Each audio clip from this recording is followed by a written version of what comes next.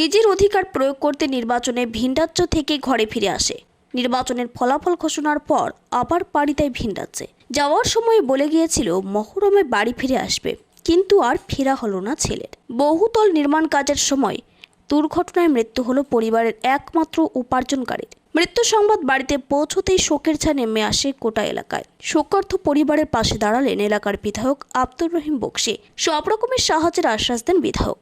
রবিবার ঘটনাটি ঘটেছে মালদার চাচল 2 নম্বর ব্লকের দামাইপুর গ্রামে। পরিবার সূত্রে জানা যায়, মৃত ওই নির্মাণ শ্রমিকের নাম ফিরোজ আলী, বয়স 24 বছর। দীর্ঘ কয়েক বছর মহারাষ্ট্রে বহুতল নির্মাণ শ্রমিকের কাজ করতেন। তার পরিবারে বৃদ্ধ বাবা মা, স্ত্রী ও এক 6 মাসের পুত্র সন্তান রয়েছে। বাড়ির একমাত্র উপার্জন হিসেবে ছিলেন ফিরোজ।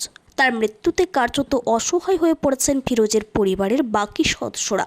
এদিকে ভিন রাজ্যে শ্রমিকের মৃত্যু সংবাদ পেতে এলাকায় ছুটে যান মালতীপুর বিধানসভার বিধায়ক আব্দুর রহিম বক্সী। তিনি সব রকম সাহায্যের আশ্বাস দেন। বিধানসভা কেন্দ্রের জালালপুর অঞ্চলের আমরা দামাইপুরে আছি। সাহেব আলীর বাড়িতে ওনার এক ছেলে, অল্প বয়সী ছেলে, সবেমাত্র বিয়ে হয়েছিল, একটা ছোট শিশু আছে, ওর বাচ্চা। বাইরে মহারাষ্ট্রে কাজ করছিল আর কি। সেখানে অ্যাক্সিডেন্ট হয়ে মারা গেছে। পরে করোনা, ওখান থেকে বলে আছে যে করোনা ধরা পড়েছিল, ওর মারা গেছে। খুবই বেদনাদায়ক এবং মানে খুবই কষ্টদায়ক।